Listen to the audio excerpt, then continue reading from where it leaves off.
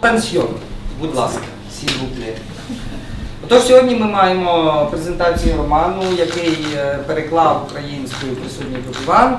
У форматі першої кави у Купідоні відбувається передпрезентація. Що таке передпрезентація? Це презентація до виходу книжки. Merci d'abord de me donner la parole. Alors, d'abord, dire que Philippe Delorme, qui a écrit ce livre, est un historien.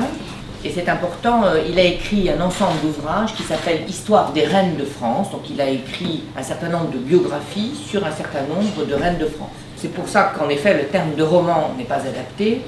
Philippe Delorme est un historien, c'est un chercheur, et en tant que tel, l'ensemble de ce qu'il écrit s'appuie sur des traces historiques, sur des documents authentiques, sur du fait et non pas de l'imaginaire. Il est vrai aussi que depuis longtemps, l'ambassade de France, l'Institut français, voulait aider à promouvoir un ouvrage historique sur la reine de France. J'aimerais dire aussi que l'écrivain, l'historien, désire que l'ouvrage paraisse également en langue russe. C'est une question qui peut éventuellement choquer, mais en langue russe, ici, en Ukraine. Pour une bonne raison, d'abord parce qu'il sait qu'un certain nombre de lecteurs en Ukraine préfèrent lire en russe qu'en ukrainien, et c'est leur droit, c'est le respect du lecteur. Ensuite, parce qu'il espère bien que de cette façon, le livre depuis l'Ukraine ira jusqu'en Russie pour rappeler à la Russie que la Russie historique, la Grande Rousse, est née ici, en Ukraine, et pas à Novgorod comme le prétendent certains. Voilà. Donc c'est important de cette façon de rappeler le cours de l'histoire, et c'est important pour un historien qui est donc un scientifique. Dire que cet ouvrage est aussi important pour les Français, c'est ce que je rappelle dans la préface du livre en ukrainien. Les Français d'abord ne connaissent pas leur histoire de France, et encore moins l'histoire lointaine. Et donc ils ne savent rien, ils ne savent pas quand, ils savent qu'il y a eu un roi Henri Ier, puisqu'ils connaissent mieux le roi Henri IV. Ils savent donc qu'il y a eu Henri Ier, ils ne savent pas du tout quand il a régné, et ils savent encore moins qu'il a eu une épouse qui s'appelle Anne. Donc ils ne savent pas qu'au XIe siècle, en effet, le roi de France, ou le roi de ce qui va devenir la France, en tout cas le royaume des Francs à l'époque, un tout petit pays, la Rousse de Kiev. C'est un rappel aussi de pourquoi le roi de France, en cette année, dans ces années 1040, 1050, est en quête d'une nouvelle épouse, et aussi lointaine, parce qu'en fait, Philippe Delorme le rappelle, tous les rois d'Europe sont issus d'une même famille, et le pape interdit un mariage, il autorise un mariage au-delà du 5e degré.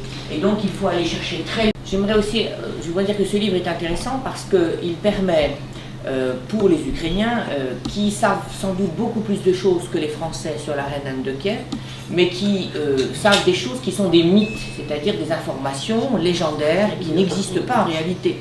Et donc ce livre précise les choses qui sont avérées, encore une fois, qui sont prouvées grâce à des documents et pas grâce à une mythologie, voire une mythologie politique qui peut servir quand on est au pouvoir, même dans les années 2010, 2015, 2016, qui date du XIVe siècle. Nous n'avons pas de traces avant.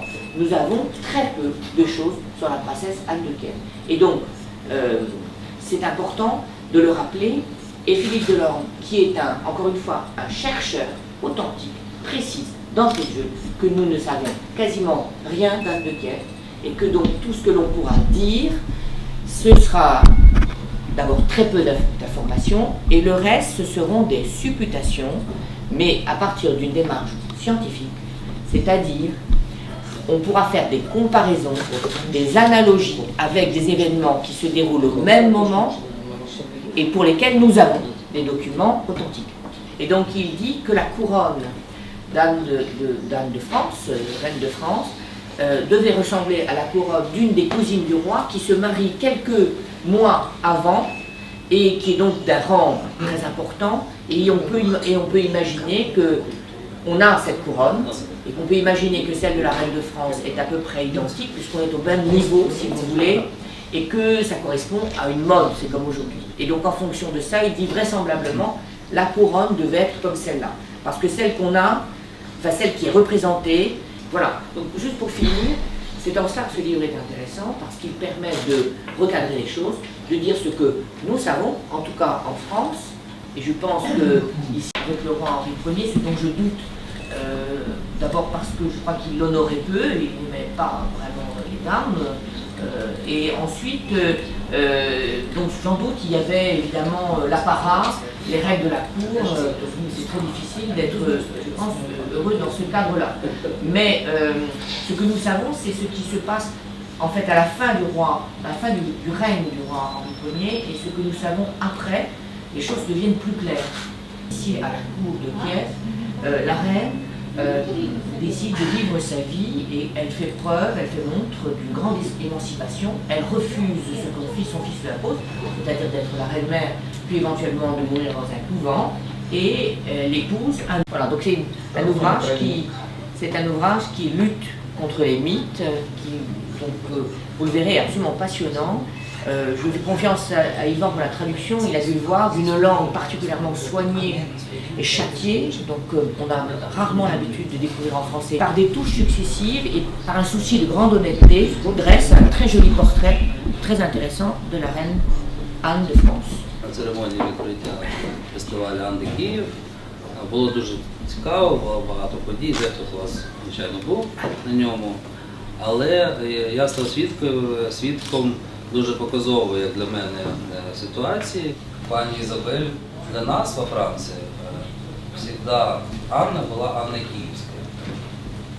А где Киев, говорит, вы сами знаете. Можливо, просили святого відлюдника за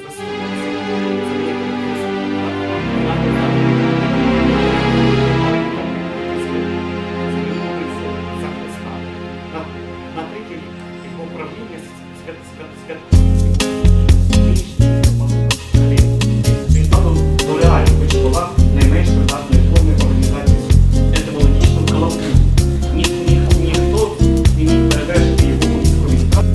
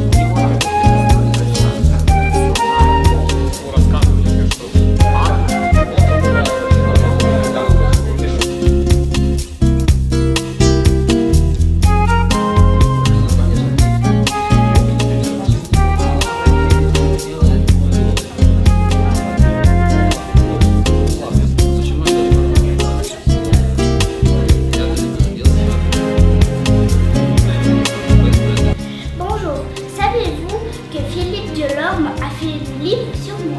Mais je ne suis pas d'accord avec tout ce qu'il a écrit. Mais je suis heureuse quand même que ce livre existe. Merci à tous les invités qui sont venus aujourd'hui.